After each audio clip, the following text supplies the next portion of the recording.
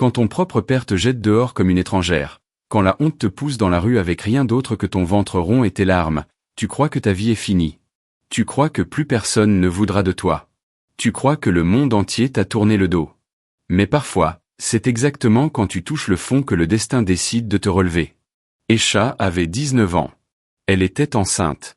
Son père l'a chassée de la maison sans même la laisser prendre ses affaires.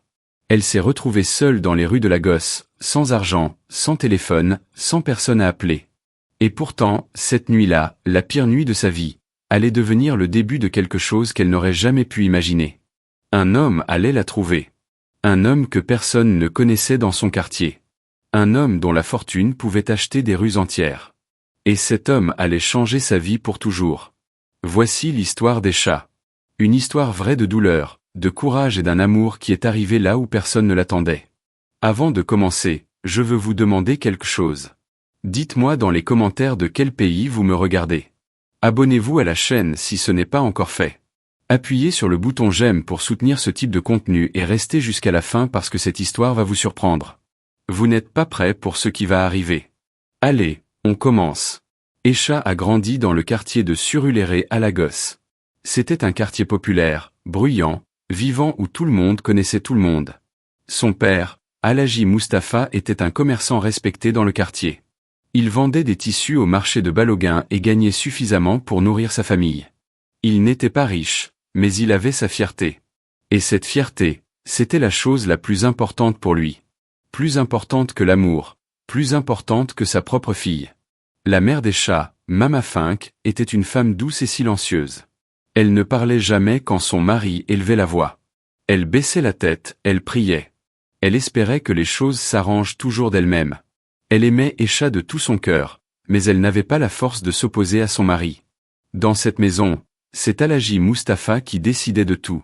Et personne n'avait le droit de le contredire. Aïcha était l'aînée de 4 enfants. Elle avait 2 frères et une petite sœur. Depuis qu'elle était toute petite, elle avait appris à être responsable. Elle aidait sa mère à cuisiner. Elle lavait les vêtements de toute la famille. Elle accompagnait ses frères à l'école. Elle était brillante en classe, toujours parmi les premières. Son père disait souvent qu'elle était son bijou, sa fierté, celle qui allait réussir et l'honorer devant tout le quartier. Mais tout a changé le jour où Aïcha a rencontré Chidi. Chidi était un jeune homme du quartier voisin Yaba. Il avait 23 ans. Il travaillait comme mécanicien dans un garage pas loin du marché. Il avait un sourire qui pouvait faire fondre n'importe qui. Quand il parlait, on avait envie de l'écouter pendant des heures. Aïcha l'a rencontré un samedi matin alors qu'elle allait acheter des tomates pour sa mère au marché. Il l'a aidé à porter ses sacs. Ils ont parlé, ils ont ri chaque semaine en cachette. Aïcha savait que son père n'accepterait jamais cette relation.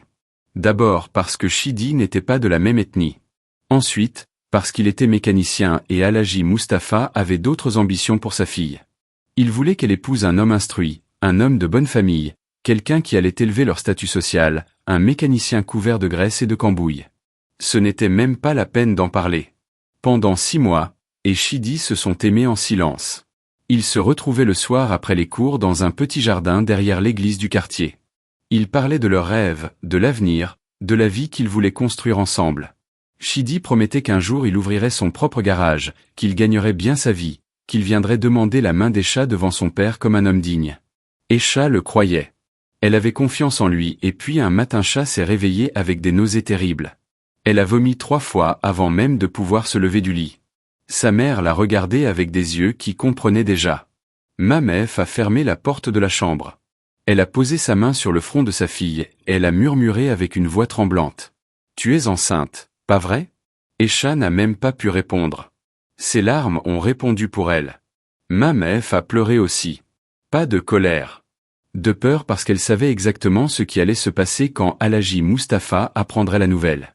Elle a supplié de ne rien dire, de trouver une solution, de faire quelque chose avant que son père ne découvre la vérité. Mais Aïcha ne voulait pas mentir. Elle ne voulait pas se cacher. Elle pensait que son père, malgré tout, l'aimait assez pour comprendre. Elle pensait que le lien du sang serait plus fort que la honte. Elle avait tort. Le soir même quand Alhaji Mustapha est rentré du marché, fatigué et de mauvaise humeur parce que les affaires n'avaient pas été bonnes, Aïcha l'a attendu dans le salon. Elle s'est assise devant lui, les mains sur les genoux, le cœur qui battait tellement fort qu'elle pouvait l'entendre dans ses oreilles. Et elle lui a dit la vérité. Les mots sont sortis de sa bouche comme des pierres. Papa, je suis enceinte. Le silence qui a suivi ces mots était le silence le plus lourd qu'est chaud. Son père l'a regardé. Ses yeux sont passés de la surprise à la confusion, puis de la confusion à la fureur. Une fureur froide, terrible, celle qui ne crie pas tout de suite mais qui brûle en dedans comme un feu qu'on ne peut pas éteindre. Alhaji Mustapha s'est levé lentement. Il a posé sa main sur la table et puis il a explosé. Sa voix a rempli toute la maison. Les voisins ont dû entendre. Ses frères et sa sœur se sont cachés dans leur chambre. Mama Fin est restée dans la cuisine, les mains sur la bouche, les larmes coulant en silence. Aisha est restée assise, immobile pendant que son père lui crachait des mots plus douloureux que des coups. Il l'a traitée de honte. Il a dit qu'elle avait sli le nom de la famille. Il a dit que jamais plus il ne pourrait marcher la tête haute dans le quartier. Il a dit qu'elle n'était plus sa fille et puis il a prononcé les mots qui allaient changer le cours de la vie d'Aisha pour toujours. Sors de ma maison tout de suite. Je ne veux plus te voir. Tu n'existes plus pour moi. Aisha a levé les yeux vers sa mère qui se tenait maintenant à l'entrée de la cuisine. Elle espérait un geste, un mot, une main tendue, mais Mama Fin a détourné le regard. Elle n'a rien dit. Elle n'a rien fait et ce silence de sa mère a blessé Aisha de son père. Aisha s'est levée. Elle est allée dans sa chambre. Elle a pris un petit sac avec quelques vêtements, son carnet de notes et la photo de sa mère qu'elle gardait sous son oreiller. Et elle est sortie de la maison. Quand la porte s'est refermée derrière elle, elle avait l'impression que le monde entier venait de se fermer aussi. Dehors, la nuit était tombée. La gosse la nuit, c'est un autre monde. Les rues de Surulray étaient encore animées. Les vendeurs de suya grillaient leur viande au bord de la route. Les motos passaient à toute vitesse. La musique sortait des bars. Mais pour Aisha, tout ce bruit ressemblait à un silence immense. Elle marchait sans savoir où aller. Elle a d'abord pensé à Chidi, mais quand elle l'a appelé avec les derniers crédits de son téléphone, il n'a pas répondu. Elle a rappelé encore et encore pas de réponse. Et quand enfin il a décroché, ce qu'il a dit a brisé le peu de cœur qui restait à Aisha. Il a dit qu'il était désolé mais qu'il ne pouvait pas s'occuper d'un bébé. Il a dit qu'il n'était pas prêt. Il a dit qu'elle devait comprendre. Et puis il a raccroché comme ça, sans même demander si elle allait bien, sans même demander où elle dormirait cette nuit. Aisha s'est assise sur un banc près de l'arrêt de bus, à côté d'un grand carrefour. Elle a pleuré. Elle a pleuré comme elle n'avait jamais pleuré. Des larmes chaudes qui coulaient sur ses joues et tombaient sur son ventre. Ce ventre qui portait une vie que personne ne voulait. Elle avait 10 ans. Elle était seule, elle était enceinte et elle n'avait nulle part où aller. C'est à ce moment précis que le destin a décidé d'intervenir.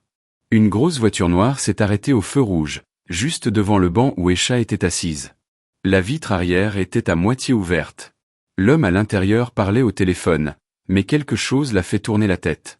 Peut-être le son des pleurs, peut-être la lumière du lampadaire qui éclairait le visage d'Aisha, peut-être autre chose, quelque chose qu'on ne peut pas expliquer avec des mots. L'homme a dit à son chauffeur d'attendre. Il a baissé complètement la vitre et il a regardé Aisha. Cet homme s'appelait Marcus Adei. Il avait tant. Il était le fondateur et le directeur d'une des plus grandes entreprises de technologie de Lagos. Son nom apparaissait régulièrement dans les magazines. Il avait des bureaux à Victoria Island, une maison à Ikwa, des investissements dans 4 pays différents. Mais malgré tout cet argent, malgré tout ce succès, Marcus Ademi était un homme seul. Il avait perdu sa mère quand il avait tant. Elle était morte en couche en essayant de donner naissance à sa petite sœur qui n'avait pas survécu non plus. Cette douleur ne l'avait jamais quitté. Et quand il a vu Aisha, jeune, enceinte, en pleurs, quelque chose en lui s'est brisé et reconstruit en même temps. Il est sorti de la voiture. Son chauffeur a voulu le suivre, mais Marcus lui a fait signe de rester. Il s'est approché d'Aisha doucement, comme on s'approche d'un animal blessé qu'on ne veut pas effrayer. Il s'est accroupi devant elle et il lui a dit avec une voix calme et douce, « Est-ce que je peux t'aider ?» Aisha a levé les yeux. À travers ses larmes, elle a vu un homme grand, bien habillé, avec un regard qui n'avait rien de menaçant. Au contraire, il y avait quelque chose dans ses yeux qui ressemblait à de la douleur, comme s'il comprenait, comme s'il savait ce que c'était d'être abandonné. Aisha n'a pas répondu tout de suite. Elle avait peur. Qui était cet homme? Pourquoi un inconnu s'intéresserait à elle? Lagos est une grande ville et une jeune fille seule la nuit ne fait confiance à personne. Mais il y avait quelque chose dans la voix de Marcus, quelque chose de sincère qui l'a poussé à parler. Et une fois qu'elle a commencé, elle n'a plus pu s'arrêter. Elle lui a tout raconté. Son père, la grossesse, Chidi, la porte qui s'est fermée, le téléphone qui ne répondait pas, le banc, la nuit, la peur. Marcus l'a écoutée sans l'interrompre. Quand elle a fini, il a pris une grande respiration. Et il a dit, « Tu ne dormiras pas dans la rue cette nuit, ni aucune autre nuit. Viens avec moi, je vais t'emmener dans un endroit sûr. » Esha a hésité longtemps, mais quand elle a regardé autour d'elle et qu'elle a vu la nuit qui s'épaississait, quand elle a senti le vent froid sur ses bras nus, quand elle a pensé au bébé dans son ventre qui n'avait rien demandé, elle s'est levée et elle a suivi Marcus jusqu'à la voiture. Le chauffeur les a conduits jusqu'à une maison à l'écu maison blanche avec un jardin, des lumières douces et un gardien à l'entrée. Marcus ne l'a pas emmené chez lui. Il l'a emmené dans une maison d'accueil qu'il avait fait construire 3 ans plus tôt. Un refuge pour les femmes en difficulté. Il y avait 10 chambres, une cuisine commune, une infirmière à plein temps et une assistante sociale qui passait 3 fois par semaine. Esha avait du mal à croire que des endroits comme celui-là existaient. Cette nuit-là, pour la première fois depuis des heures, Esha a dormi dans un vrai lit. Elle a pris une douche chaude. Elle a mangé un vrai repas et avant de s'endormir, elle a mis sa main sur son ventre et elle a murmuré « On va s'en sortir, je te le promets ». Les jours qui ont suivi ont été les plus étranges de la vie d'Esha. Elle vivait dans un confort qu'elle n'avait jamais connu, entourée de femmes qui avaient chacune leur propre histoire de souffrance et de survie. Il y avait Eng qui avait fui un mari violent après 5 ans de coups et de mensonges. Il y avait Blessing qui avait été abandonné par sa famille après un viol et qui avait dormi sous les ponts pendant 2 mois avant de trouver le refuge. Il y avait Fatima, une jeune fille de 15 ans dont les parents étaient morts dans un accident de la route et qui n'avait plus personne au monde. Ces femmes sont devenues la nouvelle famille d'Esha.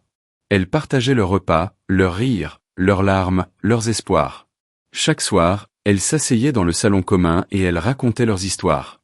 Pas pour se plaindre, mais pour se rappeler qu'elles n'étaient pas seules, que la souffrance partagée pèse moins lourd que la souffrance portée en silence. Esha apprenait chaque jour à vivre autrement. Elle qui avait toujours vécu sous le contrôle de son père découvrait ce que c'était de faire ses propres choix. Elle choisissait ce qu'elle mangeait, à quelle heure elle se couchait, quel livre elle lisait.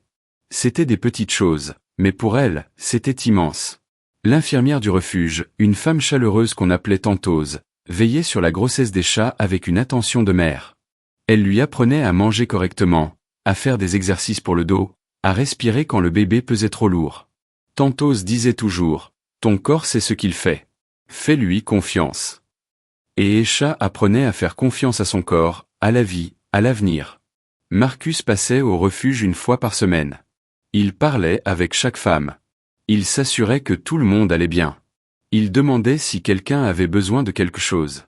Quand il parlait avec Esha, il prenait toujours un peu plus de temps. Il lui demandait comment se passait sa grossesse, si elle avait vu le médecin, si elle avait besoin de vêtements pour le bébé. Esha le remerciait à chaque fois. Et à chaque fois, Marcus répondait la même chose. « Tu n'as pas à me remercier. Tout le monde mérite une seconde chance. » Esha ne comprenait pas pourquoi cet homme faisait tout cela. Elle ne comprenait pas sa générosité. Dans le monde qu'elle connaissait, les gens n'aidaient pas comme ça, sans rien demander en retour. Elle attendait le moment où Marcus allait lui demander quelque chose, un service, une faveur, n'importe quoi. Mais ce moment n'est jamais venu. 3 mois ont passé. Le ventre d'Esha s'arrondissait. Le bébé bougeait. Esha commençait à sourire à nouveau. Elle avait repris des cours du soir grâce au programme du refuge. Elle apprenait l'informatique. Elle lisait des livres que Marcus apportait chaque semaine. Elle découvrait une version d'elle-même qu'elle ne connaissait pas. Une version forte, déterminée, pleine de vie. Un samedi, Marcus est venu au refuge avec un air différent. Il semblait nerveux, lui qui d'habitude était toujours calme et posé. Il a demandé à parler à Esha en privé dans le petit jardin derrière la maison. Ils se sont assis sur un banc sous un manguier et Marcus a pris la parole. Il lui a raconté son histoire. L'histoire de sa mère qui est morte en couche.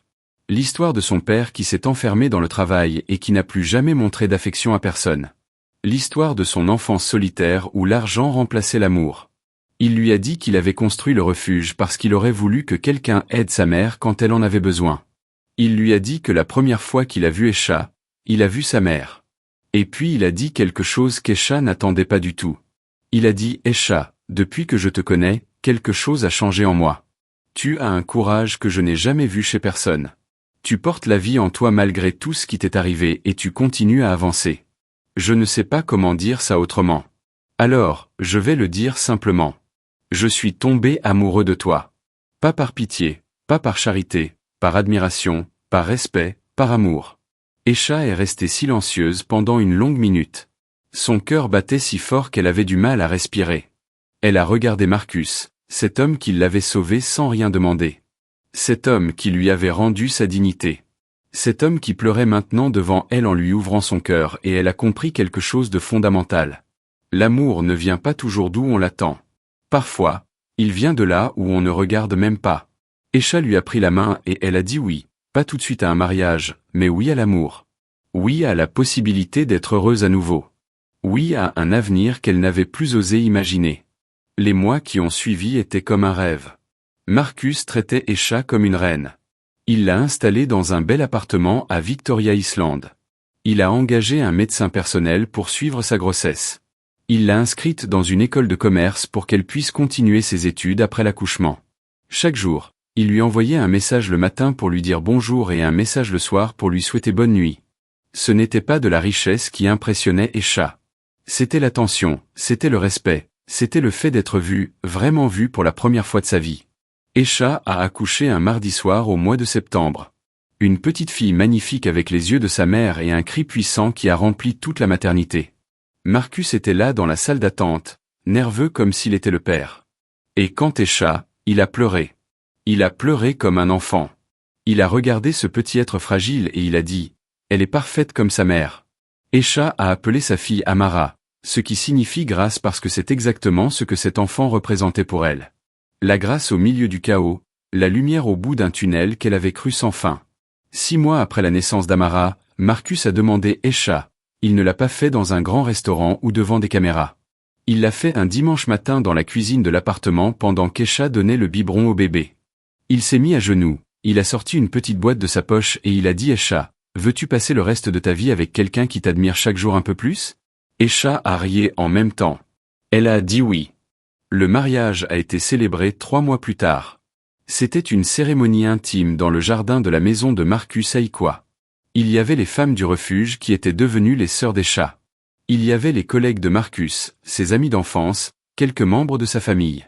La robe d'Esha était blanche et simple, mais elle brillait plus que n'importe quel tissu de luxe parce que le sourire qui l'accompagnait était celui d'une femme qui avait traversé l'enfer et qui en était sortie vivante. Le pasteur qui les a mariés a dit une phrase qu'Esha n'oubliera jamais. Le vrai amour n'est pas dans le confort, il naît dans les tempêtes. Et quand il survit à la tempête, plus rien ne peut le briser. Marcus a passé l'alliance au doigt d'Esha avec des mains tremblantes d'émotion. Les invités pleuraient. Les femmes du refuge chantaient. Le soleil brillait comme s'il avait décidé de célébrer lui aussi. La petite Amara, dans sa robe rose, dormait paisiblement dans les bras de Ngozi pendant toute la cérémonie. Elle ne savait pas encore à quel point sa mère était forte. Elle ne savait pas encore que sa naissance avait failli se passer dans la rue. Elle ne savait pas encore que l'homme qui allait l'élever comme sa propre fille était un ange déguisé en homme d'affaires. La nouvelle du mariage s'est répandue comme une traînée de poudre. Quand les gens de Surulere ont appris qu'Esha, la fille chassée par Alhaji Mustafa, avait épousé Marcus Ademiemi, le milliardaire de Victoria Island. Le quartier entier était en choc. Les mêmes voisins qui avaient murmuré dans son dos, les mêmes gens qui avaient dit que cette fille ne ferait jamais rien de bon. Les mêmes personnes qui avaient hoché la tête en approuvant la décision du père. Ces mêmes personnes disaient maintenant que c'était le destin, que Dieu est grand, que l'enfant béni finit toujours par briller. Et puis il y avait Alhaji Mustafa. Quand il a appris la nouvelle, il était assis dans son salon, le même salon où il avait chassé sa fille 1 an plus tôt. C'est son voisin P.A. Johnson qui lui a montré les photos du mariage sur son téléphone. Alhaji Mustafa a regardé les photos longtemps. Il a vu sa fille en blanc. Il a vu la petite Amara, il a vu la grande maison, le beau jardin, les invités souriants et il a vu quelque chose qu'il n'avait pas vu depuis longtemps dans les yeux d'Esha, le bonheur. Ce soir-là, Alhaji Mustafa n'a pas dormi. Il est resté assis dans l'obscurité, seul avec ses pensées et pour la première fois de sa vie, il a pleuré. Pas de colère, pas de honte, de regret. Un regret profond, immense, qui lui rognit le cœur comme un acide. Il a réalisé qu'il avait jeté son propre bijou. Il avait chassé sa chair et son sang. Il avait choisi l'orgueil au lieu de l'amour. Et maintenant sa fille était heureuse sans lui. Sa petite fille avait une petite fille que lui, le grand-père n'avait jamais vue, jamais touchée, jamais embrassée. Les semaines qui ont suivi ont été les plus dures de la vie d'Alhaji Mustapha. Chaque fois qu'il passait devant la chambre des chats, devenu un débarras, il sentait un vide immense. Il ne mangeait presque plus. Il ne parlait presque plus. Au marché, ses clients le trouvaient changé, vieilli, éteint. Un homme qui marchait autrefois avec fierté traînait maintenant les pieds comme s'il portait le poids du monde sur ses épaules.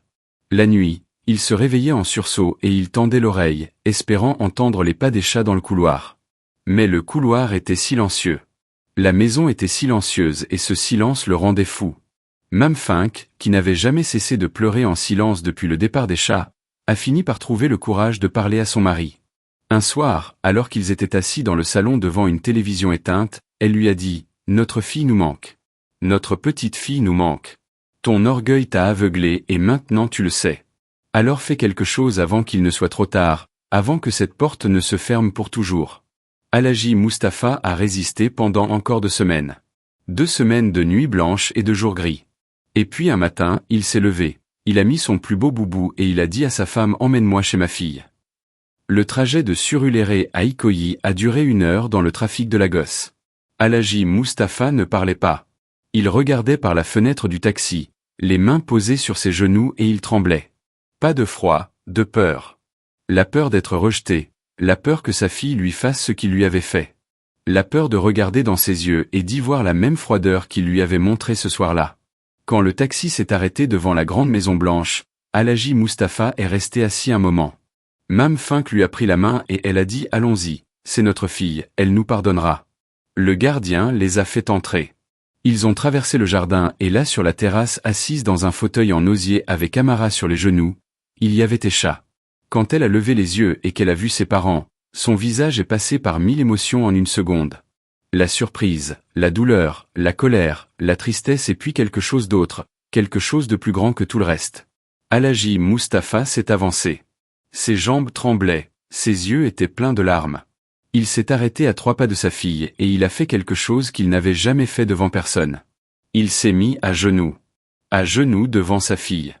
Le grand Alhaji Mustapha, celui qui ne s'inclinait devant personne, était à genoux dans le jardin d'eux, les larmes coulant sur ses joues ridées. Il a dit avec une voix brisée, « Esha, pardonne-moi. Je t'ai fait la chose la plus terrible qu'un père puisse faire à son enfant. Je t'ai abandonné quand tu avais le plus besoin de moi. J'ai choisi mon orgueil au lieu de mon sang. J'ai eu tort. J'ai eu tort et je le sais maintenant. Je ne te demande pas d'oublier. Je te demande juste de me laisser une place dans ta vie. Une toute petite place, même un coin. Laisse-moi connaître ma petite fille. Laisse-moi réparer ce que j'ai cassé. Je t'en supplie. » Le silence qui a suivi était différent du silence de cette nuit terrible à Surulere. Ce silence l'a été chargé de possibilités. Esha a regardé son père. Elle a vu un vieil homme brisé par le regret. Elle a vu les cheveux blancs qui n'étaient pas là 1 an plus tôt. Elle a vu les rides creusées par les nuits sans sommeil. Et elle a vu quelque chose dans ses yeux qu'elle n'avait jamais vu avant. De l'humilité. Esha s'est levée. Elle a donné Amara à Marcus qui se tenait à l'entrée de la terrasse et qui avait vu toute la scène sans dire un mot. Et puis Esha, elle l'a regardé un long moment et elle a fait la chose la plus difficile et la plus belle qu'un être humain puisse faire. Elle lui a tendu la main pour l'aider à se relever et quand il s'est levé, elle l'a serré dans ses bras. Alhaji Mustapha a pleuré comme un enfant dans les bras de sa fille. Mame F pleurait aussi. Marcus avait les yeux brillants et la petite Amara dans ses bras gazou tranquillement sans comprendre qu'elle assistait à un miracle. Le miracle du pardon. Esha a murmuré à l'oreille de son père. « Je te pardonne papa. Pas parce que ce que tu as fait est acceptable. Pas parce que j'ai oublié mais parce que je refuse de porter cette douleur pour le reste de ma vie. Je te pardonne pour moi. Pour Amara et pour toi aussi parce que tu es mon père et rien ne pourra jamais changer ça. » Ce jour-là, quelque chose s'est reconstruit. Pas complètement. Les cicatrices ne disparaissent jamais vraiment. Mais une porte s'est ouverte, une porte que tout le monde croyait fermée pour toujours. Ils sont restés ensemble tout l'après-midi. Mama Fink a cuisiné pour la première fois dans la cuisine de sa fille et elle a pleuré de joie en voyant à quel point la vie des chats avait changé. Alhaji Mustapha a porté Amara dans ses bras pendant des heures. Il ne voulait plus la lâcher comme s'il essayait de rattraper tous les mois perdus en un seul après-midi. Marcus a regardé cette scène avec un sourire discret. Il savait que la guérison allait prendre du temps, mais il savait aussi que le premier pas venait d'être fait. Alhaji Mustapha est devenu un grand-père extraordinaire. Il venait voir Amara chaque semaine. Il lui chantait des berceuses, il lui racontait des histoires, il la portait dans ses bras comme si elle était la chose la plus précieuse du monde et en un sens, elle l'était parce qu'Amara était la preuve vivante que même les erreurs les plus graves peuvent être rachetées par l'amour. Marcus et Esha ont construit une vie magnifique ensemble. Marcus a adopté Amara officiellement devant un juge avec tous les papiers signés. Ce jour-là, quand le juge a prononcé les mots qui faisaient de Marcus le père légal d'Amara, Esha a pleuré de bonheur. Marcus a soulevé Amara dans ses bras et il a dit « Tu es ma fille aujourd'hui, demain et pour toujours ». Il ne faisait aucune différence entre elle et les enfants qu'ils ont eus ensemble par la suite. Deux garçons adorables qui adoraient leur grande sœur. Esha a fini ses études de commerce avec les meilleures notes de sa promotion. Elle a ouvert sa propre boutique de vêtements dans un petit local à Victoria Island. Puis une deuxième à l'Équille, puis une troisième à Ikeja. La petite fille chassée de Surulere était devenue une femme d'affaires respectée, une épouse aimée, une mère dévouée. Elle employait maintenant 20 personnes, 20 familles qui vivaient grâce à son travail, grâce à sa détermination, grâce à cette force qu'elle avait trouvée au fond d'elle-même la nuit où tout semblait perdu. Et Shidi, quand il a appris le mariage d'Esha, il a envoyé un message, un long message plein d'excuses et de regrets. Il disait qu'il avait fait la plus grande erreur de sa vie. Il disait qu'il pensait à elle tous les jours. Il demandait s'il pouvait voir l'enfant. Esha a lu, elle l'a relu une deuxième fois et puis elle a posé son téléphone et elle n'a jamais répondu. Non pas par méchanceté, non pas par vengeance, mais parce que certaines pages doivent rester fermées pour que le livre puisse continuer. Shidi était une leçon, pas une destination. Il était le chapitre douloureux qui avait mené au chapitre magnifique. Sans lui, peut-être qu'Esha n'aurait jamais connu Amara. Et sans Amara, peut-être qu'elle n'aurait jamais rencontré Marcus. La vie est drôle comme ça. Elle prend ce qu'il y a de pire et elle en fait le chemin vers ce qu'il y a de mieux. Aujourd'hui, quand Esha regarde son parcours, elle ne ressent plus de colère. Elle ressent de la gratitude. Gratitude pour les épreuves qui l'ont rendue plus forte. Gratitude pour Marcus qui a vu en elle ce que personne d'autre ne voyait. Gratitude pour Amara qui lui a donné une raison de se battre. Et oui, même gratitude pour cette nuit terrible sur ce banc, parce que sans cette nuit, rien de tout cela ne serait arrivé. La vie d'Esha nous enseigne quelque chose de puissant. Le chapitre le plus sombre de ton histoire n'est jamais le dernier. Tant que tu respires, il y a de l'espoir. Tant que tu avances, il y a un chemin. Et parfois, la personne qui va changer ta vie est un parfait inconnu qui décide de baisser sa vitre au bon moment. Mon analyse personnelle de cette histoire. Cette histoire me touche profondément parce qu'elle parle de quelque chose que beaucoup d'entre nous connaissent, le jugement de nos propres parents. On grandit en pensant que nos parents nous aimeront quoi qu'il arrive, qu'ils seront toujours là pour nous, qu'ils nous protégeront de tout. Et puis un jour, on fait une erreur, une seule erreur, et on découvre que l'amour de certains parents a des conditions. C'est une des douleurs les plus profondes qui existent. Ce que je retiens de cette histoire, c'est que le pardon ne veut pas dire oublier. Esha n'a pas oublié ce que son père lui a fait. Elle n'a pas fait semblant que tout allait bien, mais elle a choisi de ne pas laisser cette douleur la définir. Elle a choisi d'avancer et c'est ça la vraie force. Ce n'est pas de ne jamais tomber, c'est de se relever à chaque fois. L'histoire de Marcus nous montre aussi que la richesse n'a de valeur que quand elle sert à aider les autres. Marcus savait tout ce que l'argent peut acheter, mais ce qui lui manquait, c'était un but, une raison de vivre au-delà de l'argent. En aidant Esha, c'est lui aussi qui s'est guéri parce que donner c'est aussi recevoir. Et pour les pères qui regardent cette vidéo, je veux dire ceci, votre enfant fera des erreurs. C'est normal, c'est la vie. Votre rôle n'est pas de les punir pour ses erreurs. Votre rôle est de les aimer malgré ses erreurs. Ne faites pas comme Alhaji Mustapha. Ne chassez pas votre propre sang parce que quand vous le faites, ce n'est pas seulement votre enfant qui souffre, c'est vous aussi. C'est toute la famille et les regrets, ça ne se répare pas toujours. Alhaji Mustapha a eu de la chance. Sa fille avait un cœur assez grand pour pardonner. Mais tous les enfants ne pardonnent pas. Tous les enfants ne reviennent pas. Certaines portes, une fois fermées, restent fermées pour toujours. J'ai vu des familles se déchirer pour des raisons bien moins graves que celle-ci. J'ai vu des parents mourir avec le regret dans le cœur parce qu'ils n'ont jamais eu le courage de demander pardon. J'ai vu des enfants grandir avec un trou dans la poitrine parce que la personne qui devait les aimer en premier les a rejetés en premier. Ne laissez pas ça vous arriver. Alors aimez vos enfants sans condition, sans limite. Aimez-les quand ils brillent, Aimez-les quand ils trébuchent. C'est tout ce qui compte à la fin. Voilà, c'était l'histoire des chats. J'espère qu'elle vous a touché autant qu'elle m'a touché moi. Cette histoire nous rappelle que la vie n'est pas un chemin droit, c'est un chemin plein de virages, de chutes et de surprises. Parfois, on tombe tellement bas qu'on croit qu'on ne se relèvera jamais. Mais le fond, c'est aussi l'endroit d'où on peut rebondir le plus haut.